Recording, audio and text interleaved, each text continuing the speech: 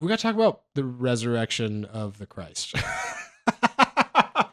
Variety had this story today, and I added to the outline real fast before we hopped in because it was kind of a light news week. Mel Gibson is making a sequel to The Passion of the Christ, and it's called The Resurrection of the Christ. It's a two-parter, and it comes out in 2027. Part one comes out on March 26th, 2027, which is Good Friday, Easter. as I understand it. Yes. Yeah, and Easter then, weekend. Easter weekend. And then part two comes out exactly 40 days later on Ascension Day on May 6th, 2027. The reason this got headlines this week is because we all thought Jim Caviezel was going to be returning to the role. And the original film came out in 2004, 2003. He played Jesus. It was very infamous. He's kind of seemingly shaped his personality and career around that since. It was a really big role for him, a really big deal. Movie made $610 million. Now it's getting a sequel. He's not going to be in it. Pretty obvious reason, I think, right? Age, likely. What do you think, Andy? Yeah, that movie is nearly 25 years old, and all these actors are 25 years older. They mentioned in the article that they would have to do ton of de-aging stuff, and so you might as well just recast everyone. Also, probably cheaper as well. Cuts down on the budget. Jim Caviezel famously played Jesus in the 2003 version. Amazing performance. They didn't campaign for any Oscars, so he didn't get that kind of recognition, but was easily that like caliber. Monica Bellucci played Mary Magdalene.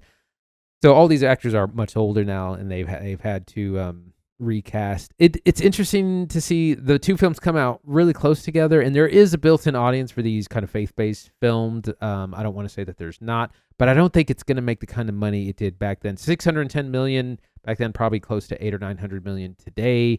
I just don't see these movies doing that much, largely because audiences, populations in general, have declined in religiousness, and also movie going is also kind of taking a bit of a dive in the last 2 years. Yeah, it's weird. We were talking about it for the podcast. Ultimately, like really quick on recasting Jesus, like it's fine. Did you say who it's going to be? I can tell him. Jaakko You can. Yeah. Okay. So Caviezel is being replaced by a Finnish actor named Jaakko Ootinen, who was in Netflix's The Last Kingdom. It's a Netflix series. He's in the 5th season. He plays a character named Walland, who is Woland, which is a Dane warrior. Everybody else is being recast as well, right? Like Mary Magdalene, your disciples. Everybody's got to get swapped. Like Andy said, mostly just due to age. Everybody's older now, and you'd have to do a lot of CGI and de-aging stuff, which would hurt the budget. Additionally, worth mentioning that the previous film was all foreign language. None of it's in English, at least I don't recall. It's all foreign language, and many of our actors that are going to be in this are coming from all parts of the world. We have actors and actresses from Italy, Cuba, Poland, Finland, and as far as I understand it, this film will also be foreign language. So we don't have to worry too much about anybody's accent specifically, because I think we'll all be watching the film in a language that most of us aren't too familiar with, which is fine. They're shooting in Rome, just like where the last one shot. And for what it's worth, like, yeah, I think the last one made a lot of money. I think this one's got a baked-in audience for sure. But I want to know, Andy, do you think, I don't know, how are these movies going to do? Are the Resurrection of Christ Part 1 and Part 2 coming out 40 days apart from each other? Do you think they're going to do well? You think, is the 40-day strategy going to work? I can't think of any movies that have done that. I was going to say, just ask Kevin Costner how that 60-day release movie 60 day apart, as we still await the release of Horizon Part 2. We're now almost two years apart from waiting on that second movie to release. I don't think that that's a smart strategy. It's also at the time, because I remember in 2003 when that movie came out, it was this.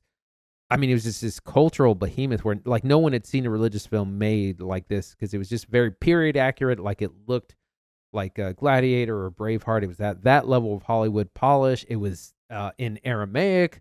It was, ancient language, and also in Latin. And it was incredibly brutal as well. There's like an hour of Jesus being tortured that droves of kids were taken to see, which is really kind of disturbing. But it was this kind of religious movie that had a really high degree of polish. And since we've seen like these kind of faith-based studios pop up and do a little bit more of that, they do it on smaller budgets. They're not quite taking into that. But I don't think you also just have as much of a familiar story. Everyone, in religious circles kind of knows the death and resurrection of Christ, that story. I don't know after that as many people are familiar with it or kind of looking for that story to be told.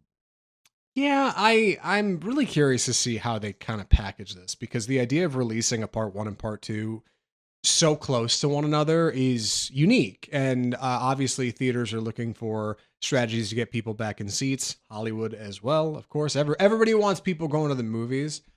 I know Horizon had this pitch that they were going to do like part 1 and part 2, 6 days across from another. Never worked out. We're still waiting on Horizon 2. Sam Mendes' Beatles movies have been talked about having this kind of quick release strategy, one every month or something. Like, I don't know if that's going to happen, but I mean, when they were kind of conceptually talking about it, we covered it here on the podcast. And here we have Gibson putting out 2 movies within 40 days of each other.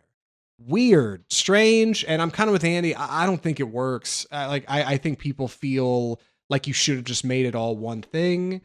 I think it just angles you later to just kind of lazily put them both on a streamer and make it kind of one set feature. You know what I mean? Like, sell it as a box set. Like, it just feels like you're splitting your movie in half. Instead of making one complete movie, you're making 2 movies.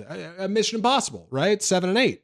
Similar kind of vibe. It's like, this feels like it could have just been one big script. I don't know if it works without the extreme gore.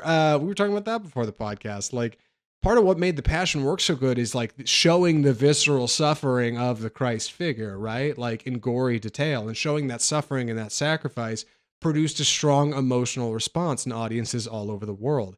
You don't have that in the new one. I don't know what you got. In fact, Gibson, who co-wrote the script with his Braveheart screenwriter, he said that the script's like an acid trip. And he's never read anything like it. And also he wrote it.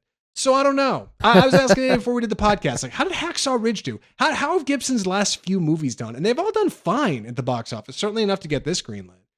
I don't know. I think the Angel Studios people are going to turn out. Conservatives are going to turn out and watch this movie. I think it'll do good off the nostalgia of the old one, but like, as far as the part 1 and 2 go, I don't know. We're gonna see, I guess. I don't know. This is like when they turned The Hobbit into 3 movies, when it's maybe enough for one. Like, this is a one-parter that you've stretched into 2. We'll see how that goes. Yeah, I don't know. Like, I don't know. I think there's obligations of faith. Like, if they get churches busing kids to go see this thing, which like the last one that'll be a thing. One thing's for sure, with a cast like this, it's obvious that they're being aware of their budget. We don't know what the budget is exactly, but they don't want to spend too much money on it. Lionsgate's producing it, so they could, but they're being careful. They're taking their time. So we'll cover the Resurrection of Christ more as it comes up in the future. One more story from the box office this week. 2 stories this week. I'm sorry. We got to talk about Taylor Swift and the Eras Tour. I thought this was one story. Andy, you mind telling people what this is? Taylor Swift, the gift that keeps on giving. Taylor Swift just had, earlier this month, had the release of her new album,